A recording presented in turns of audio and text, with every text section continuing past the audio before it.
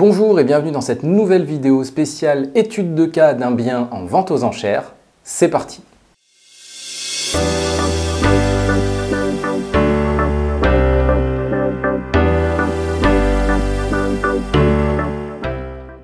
Le bien mis en vente, le voilà, c'est un terrain à bâtir situé sur la parcelle référencée ici numéro 558. Voici la vue du quartier, un quartier résidentiel avec une zone commerciale.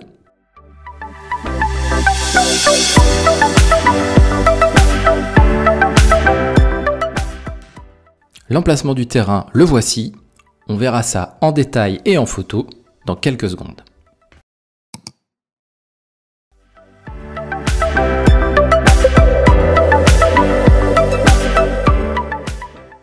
L'annonce, elle est disponible sur Vench.fr. L'adresse du bien, c'est le 21 avenue du Général de Gaulle sur la commune de Libourne. La date de vente, c'est le 4 octobre 2024. La date de visite n'est pas inscrite dans l'annonce, il faut contacter le commissaire de justice. Et la mise à prix pour ce bien, elle est de 53 000 €. Vous noterez qu'en bas de page sur Vench.fr, la nouveauté de la rentrée, c'est qu'on a accès non seulement à une carte de situation, mais grâce à un partenariat aussi avec YouDo, nous avons accès aux données sur la parcelle, notamment ses dimensions, comme on peut le voir sur l'image.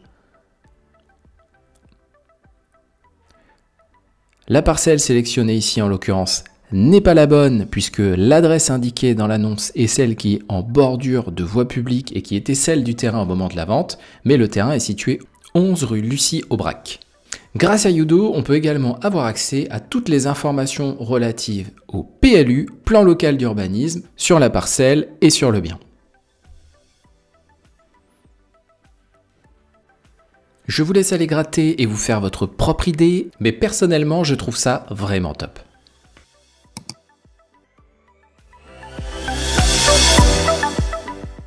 Les documents de procédure, je les ai demandés à l'avocate, elle a été hyper réactive et on a donc accès aux documents qu'on va voir tout de suite ensemble, le PV de description, le cahier des conditions de vente et les diagnostics techniques.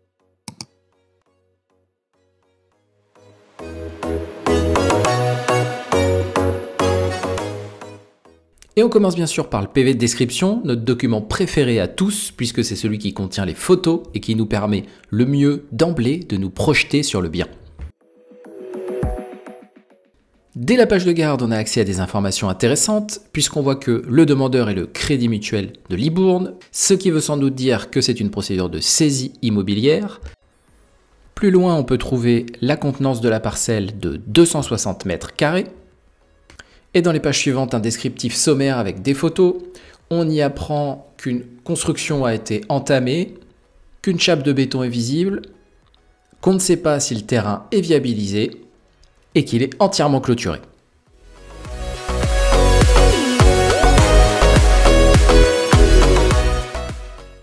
On y apprend aussi qu'il y a une construction mitoyenne.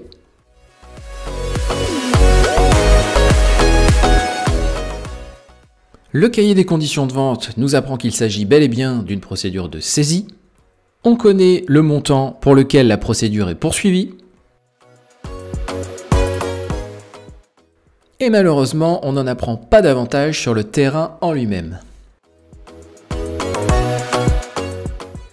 On poursuit avec les diagnostics techniques.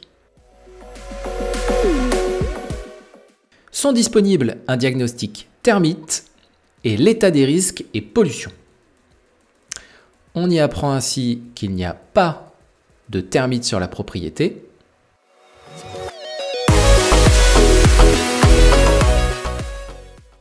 Et que la parcelle est située en zone à risque inondation et en zone de retrait gonflement des argiles.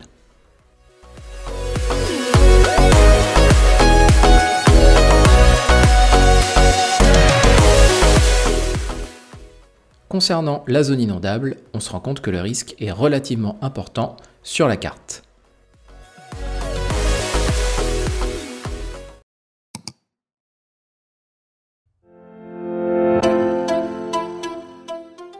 Afin d'en savoir plus sur les règles d'urbanisme concernant la parcelle, vous pouvez vous rendre sur géoportail-urbanisme, renseigner dans la barre de recherche l'adresse du bien et vous obtiendrez toutes les informations sur la parcelle. Vous avez accès à la carte de la commune et vous pouvez télécharger directement le règlement du PLU en lui-même. Pour toute information complémentaire ou si vous avez un doute, vous pouvez contacter le service urbanisme de la mairie, de Libourne en l'occurrence.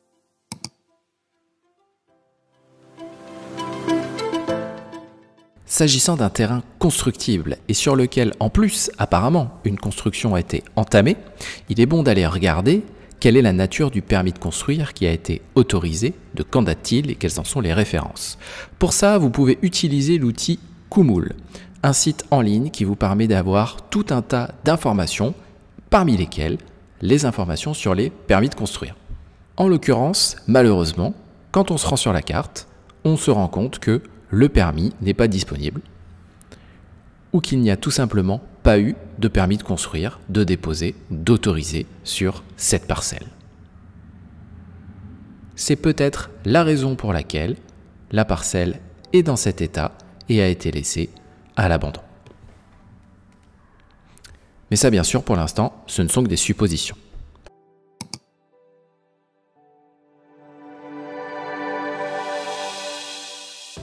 Pour la valorisation, nous allons utiliser Papers Immobilier et essayer d'aller voir si des parcelles se sont vendues autour de celles qui nous intéressent dans le même quartier au cours des derniers mois, des dernières années, en fonction du volume de vente qu'on va trouver.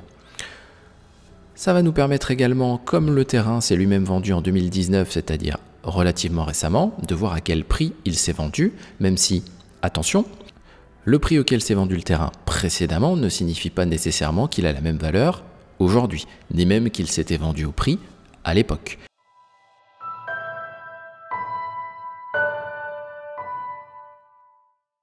On constate ici sur Papers que malheureusement aucun terrain ne s'est vendu au cours des 2 dernières années dans le quartier du terrain qui nous intéresse. On devra donc se passer de données de comparaison récentes sur Papers en termes de vente. En revanche, on voit que le terrain et les terrains voisins ont tous été vendus au même prix, c'est-à-dire à 81 000 € pour une surface équivalente en 2019. On partira donc sur une valorisation plus ou moins équivalente à ce prix-là.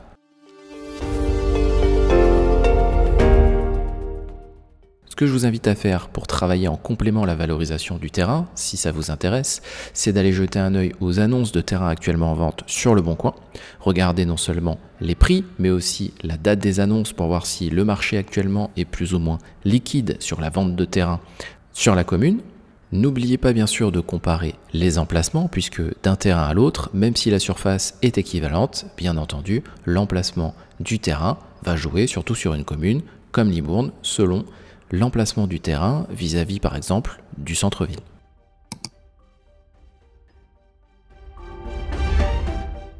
Avant d'attaquer le SWOT, les informations manquantes. D'abord, la date de visite. Pas très important cela étant, puisque c'est un terrain et qu'on peut facilement aller en bordure de celui-là, vu qu'on a l'adresse, pour regarder dans quel état il est.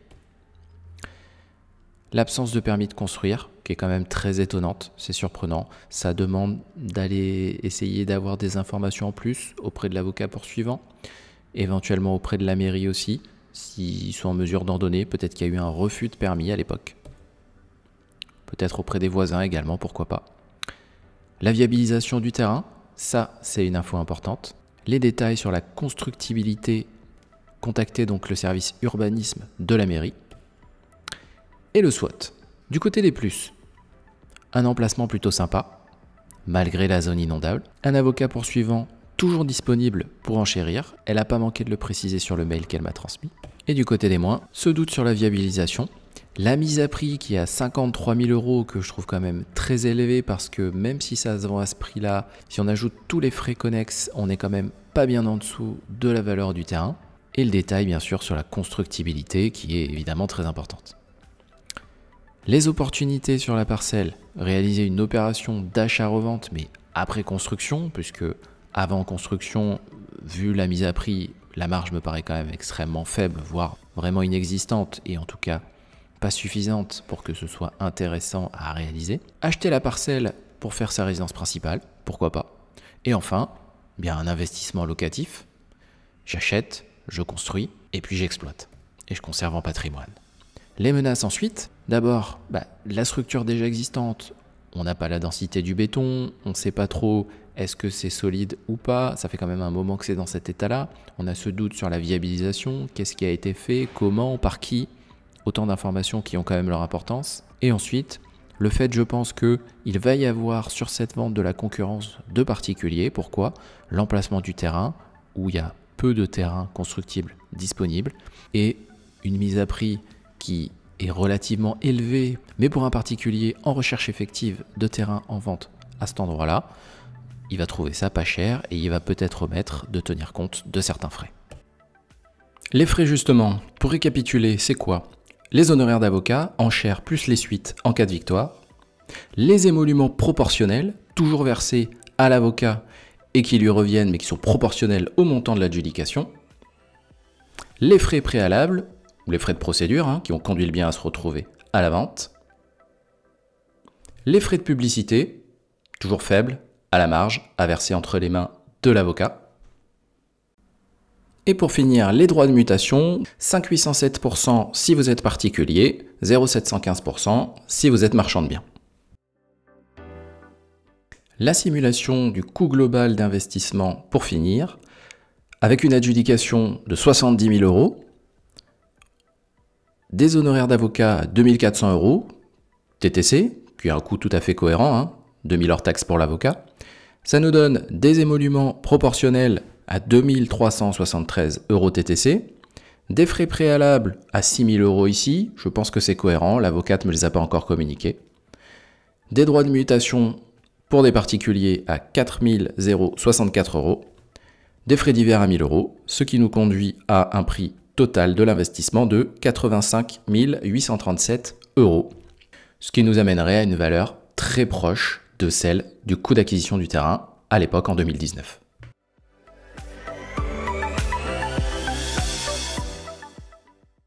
Ce bien ou un autre vous intéresse et vous voulez être épaulé dans la fixation de votre enchère, votre étude de marché, peut-être même au niveau global de votre projet d'enchère immobilière, vous pouvez me contacter par mail ou bien réserver directement un créneau de 15 minutes dans mon agenda. Vous pouvez également vous inscrire sur la newsletter entièrement gratuite pour recevoir chaque mois dans votre boîte email des informations sur les enchères. Et voilà, c'est la fin de cette vidéo. J'espère qu'elle vous aura plu. Je vous dis à très vite pour une prochaine étude de cas. Ciao!